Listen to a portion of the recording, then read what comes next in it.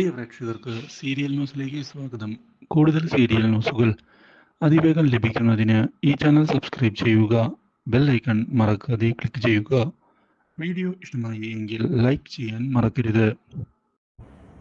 കൃത്യസമയത്ത് കൺമണി കയറി വന്നതിനെ തുടർന്ന് സാഗറിനെ കഴുത്ത് ഞെരിച്ച് കൊല്ലുന്നതിന് വേണ്ടിയുള്ള ബാലുവിൻ്റെയും അതുപോലെ തന്നെ സുമിത്രയുടെയും പദ്ധതി വാളിയിരിക്കുകയാണ്.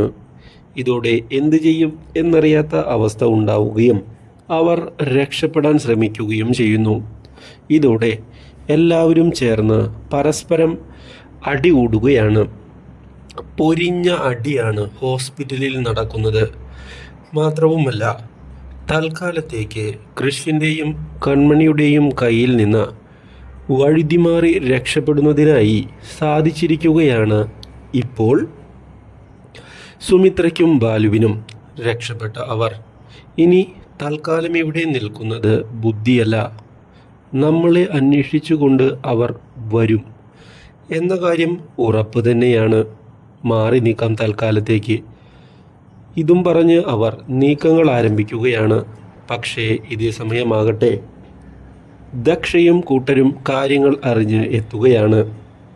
പോലീസിൻ്റെ വേഷത്തിൽ വന്നവരെ അറസ്റ്റ് ചെയ്യുകയും ചെയ്യുന്നു. പക്ഷേ ഇതിനിടയിൽ കൺമണി എത്രയും പെട്ടെന്ന് ബാലുവിനെയും കൂട്ടരെയും പിടികൂടണം എന്ന് ആവശ്യപ്പെടുകയും ഇല്ലെങ്കിൽ ഇനിയും പ്രശ്നങ്ങൾ വർദ്ധിക്കുമെന്ന് ഓർമ്മിപ്പിക്കുകയും ചെയ്യുന്നു.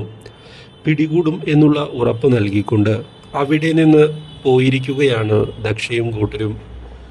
ഈ കാര്യം അറിയുന്ന കൺമണിയെ കെട്ടിപ്പിടിച്ച് കൺമണി ഇല്ലായിരുന്നെങ്കിൽ എൻ്റെ അച്ഛന് എന്ത് സംഭവിക്കുമായിരുന്നു എന്ന് പറയുന്നത് മാനസയുടെ പ്രതീക്ഷകൾക്ക് തിരിച്ചടിയാകുന്നു. Do like, share and subscribe.